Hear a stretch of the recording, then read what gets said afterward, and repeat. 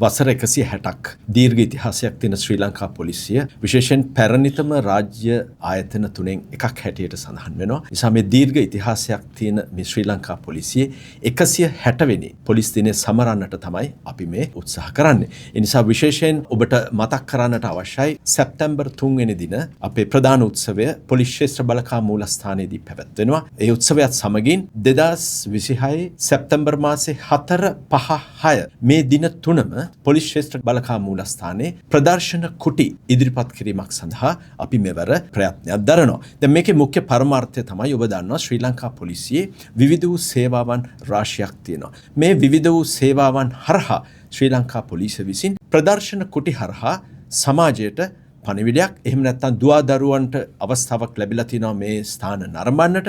ඒ වගේම විශේෂයෙන් මේ දින ඔබ දන්නවා ළමහා කාන්තා කාර්යාංශය වෙනුවෙන් අපචාර පිළිබඳව අපයෝජනයන් පිළිබඳව වෙනමම කුටියක් සූදානම් කළා තියෙනවා. ඒ වගේම අපරාධ විශ්ලේෂණය පිළිබඳව වෙනමම කුටියක් සූදානම් කළා තිනවා. ඒ වගේම ඔබ දන්නවා police dogs එහෙම නැත්නම් නිලසුනකයන් පිළිබඳව යම් විශේෂ සාකච්ඡාවක් මණ්ඩපයක් සහ කුටියක් සූදානම් කළා තියෙනවා. ඒ වගේම පොලිස් තුරංගයෙන් පොලිස් අශ්වයන් පිළිබඳවත් ඔබට මේ සමාජයට පණිවිඩයක් දෙන්නට හැකියාව ලැබිලා තිනවා. ඒ වගේම විශේෂයෙන් මාධ්‍ය කොට්ටාශයෙන් විශේෂ කුටියක් සූදානම් කරලා තිනවා. තරුණ දුවදරුවෝ නිවේදක හැකියාව තියෙන නිවේදනයට කැමැති නිවේදනයට ඇලුම් කරන තරුණ දුවදරුවන් හඳුන්වා දීමටත් ඔවුන්ට ප්‍රවීණ දේශකවරුන් හරහා යම් වැඩසටහනක් ක්‍රියාත්මක කරන්නටත් අපි සූදානම් වෙලා සිටිනවා. ඒ නිසා පොලිස් 160 වෙනි උත්සවය මෙවර ඉතාමත්ම ගැඹීර අයුරින් තමයි පවත්වන්නට හේතු වන්නේ.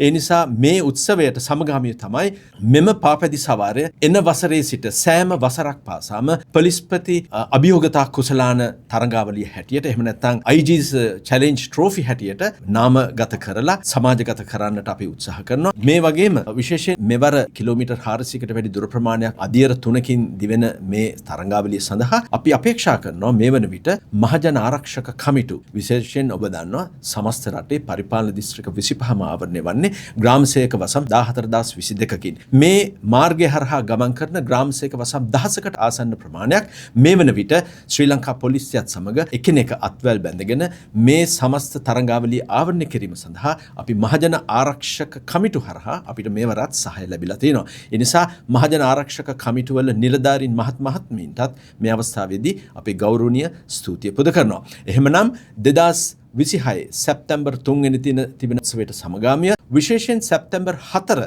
අපි මහජනතාවට ආරාධනා කරනවා විශේෂයෙන් දුවදරුවන් වෙනුවෙන් තමයි සැප්තැම්බර් 4 පොලිස් දිනයට සමගාමීව පොලිස් ශ්‍රේෂ්ඨ බලකා මූලස්ථානයේ දුවදරුවන් වෙනුවෙන් අපි ආරාධනා කරනවා ඒ දින අපිත් සමග එකතු වෙලා පොලිසිය පිළිබඳ පොලිසිය සේවාවන් පිළිබඳව අත්දැකීම් අපි හා විඳින්න කියලා.